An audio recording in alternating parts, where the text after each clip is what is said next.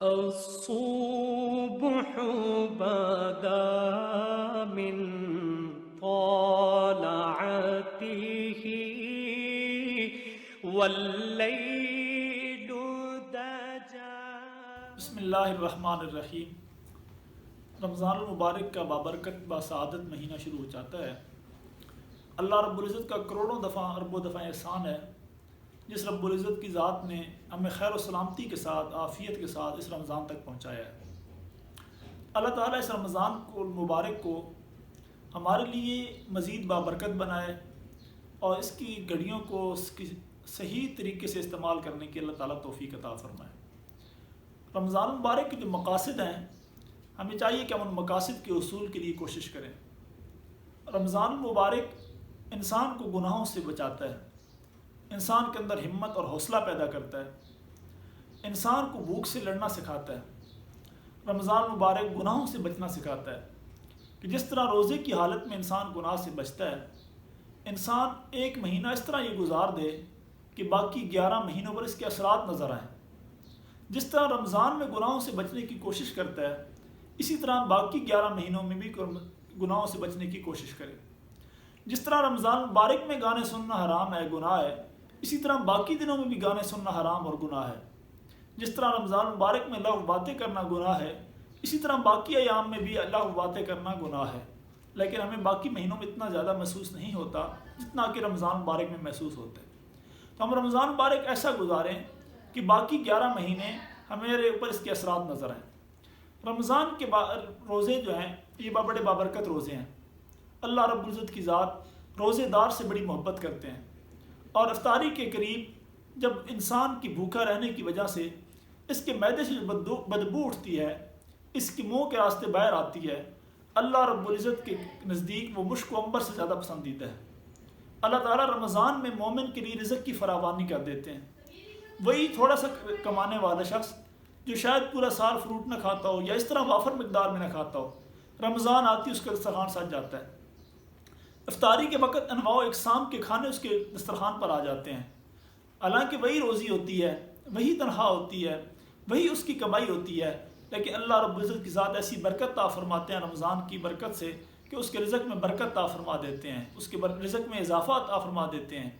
تھوڑے پیسوں میں اللہ اس سے زیادہ چیزیں عطا فرما دیتے ہیں، اور وہ چیزیں جو رمضان کے علاوہ شاید وہ دیکھتا نہ ہو یا کھاتا نہ ہو، یا کھاتا ہو تو کم مقدار میں کھاتا ہو، اللہ رمضان میں وافر مقدار میں عطا فرما دیتے ہیں۔ رمضان میں ہمیں چند باتوں کا خیال رکھنا چاہیے۔ نمبر 1، ہر وقت اف آہ نہیں کرنی چاہیے کہ رمضان مشکل ہے، روزہ بڑا مشکل ہے۔ ہمیں اپنے اکابر اسلاف صحابہ کرام رضوان اللہ تعالیٰ علیہ اجمعین کی طرف نظر رکھنی چاہیے کہ جب بدر کا مقام آیا، صحابہ کرام بدر کے لیے جا رہے ہیں اور 313 لوگ ہیں، کسی صحابی کے جسم پر کپڑے بھی پورے نہیں ہیں، ٹوٹی ہوئی چند تلواریں ہیں، چند سواریاں ہیں، اور مقابلہ جنگ کے لیے جا رہے ہیں اور روزے کی حالت ہے۔ اللہ کے پیغمبر صلی اللہ علیہ وسلم فرمایا کہ بھائی روزہ توڑ دو۔ کوئی 1-2 صحابہ کرام نے روزہ توڑا، باقی تمام صحابہ کرام روزے کی حالت میں رہے۔ پھر آپ صلی اللہ علیہ وسلم نے فرمایا کہ اللہ تعالیٰ کا حکم ہے کہ آج کے دن جو روزہ رکھے گا اسے روزے کا ثواب نہیں ملے گا۔ پھر چند صحابہ کرام نے روزہ توڑ دیا، باقی صحابہ کرام نے پھر بھی روزہ برقرار رکھا کہ چلو کم از کم ہمیں تقویٰ تو حاصل ہوتا رہے گا، اگر ثواب نہیں ملے گا تو گناہ بھی تو نہیں ملے گا۔ پھر اللہ کے پیغمبر صلی اللہ علیہ وسلم نے اعلان فرمایا کہ آج کے دن جو روزہ رکھے گا اسے ثواب نہیں بلکہ گناہ ملے گا۔ تب جا کر صحابہ کرام نے روزہ توڑا۔ آج چھوٹی چھوٹی مجبوریوں کو لے کر ہم اپنا روزہ جو ہے وہ رکھتے ہی نہیں ہیں، اگر رکھتے ہیں دن کو تھوڑی بہت تکلیف محسوس ہوتی ہے، پریشانی محسوس ہوتی ہے، ہم روزہ توڑ دیتے ہیں۔ یہ بہت سارے نوجوانوں میں دیکھنے میں آیا ہے۔ آج پہلا روزہ ہے، آج کتنے نوجوانوں کے یہ فون آ چکا ہے کہ روزہ برداشت نہیں ہو رہا، بھوک لگ رہی ہے۔ تو میں نے ان سے یہ کہا کہ ٹھیک ہے، روزہ برداشت نہیں ہو رہا، بھوک لگ رہی ہے، روزے کا نام ہی بھوک لگنا ہے۔ اگر بھوک لگے نہیں، روزہ محسوس نہ ہو تو وہ روزہ کس چیز کا ہے؟ اس لیے تھوڑی سی پریشانی پر، تھوڑی سی دقت پر، تھوڑی سی بھوک پر روزہ توڑ نہیں دینا چاہیے۔ روزہ توڑنا بہت بڑا گناہ ہے۔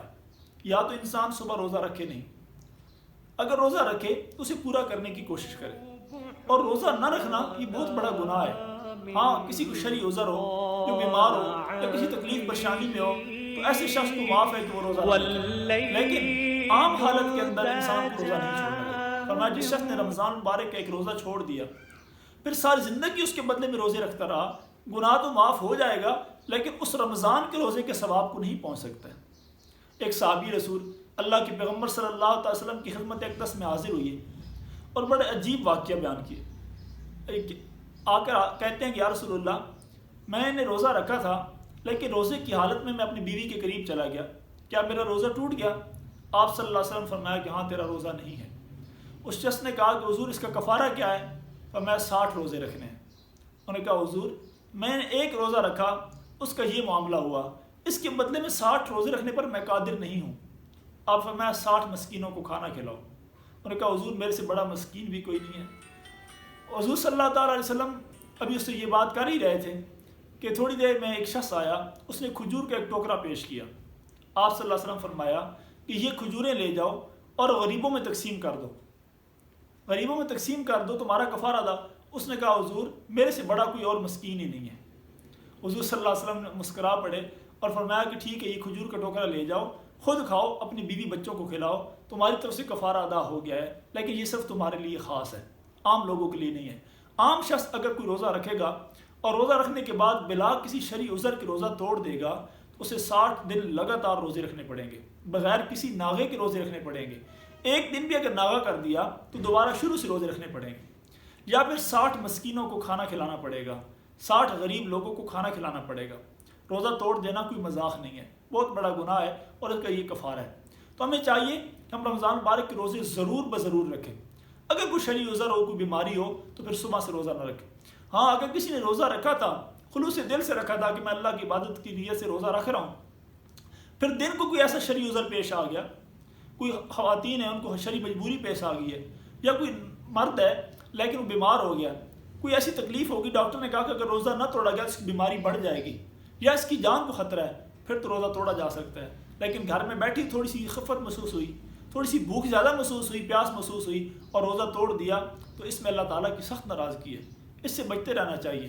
تو رمضان کے چند مسائل ہیں، ان کی طرف ضرور توجہ دیں۔ ان میں ایک مسئلہ یہ ہے جسے میں نے بیان کیا کہ جان بوجھ کر روزہ نہیں چھوڑنا چاہیے اور جان بوجھ کر روزہ توڑنا بھی نہیں چاہیے۔ اور نمبر 2 کہ اس کے علاوہ بہت ساری ایسے لوگ نوجوان ہیں جو رمضان مبارک کا روزہ تو رکھ لیتے ہیں لیکن دن کو روزہ گزارنے کی نیت سے کوئی مووی دیکھنا شروع کر دیں گے یا ٹیلی ویژن میں اس کا استعمال یا موبائل کا بے جا استعمال کرنا شروع کر دیں گے۔ ایسی چیزیں بھی روزے کے ثواب میں کمی محسوس لے آتی ہیں۔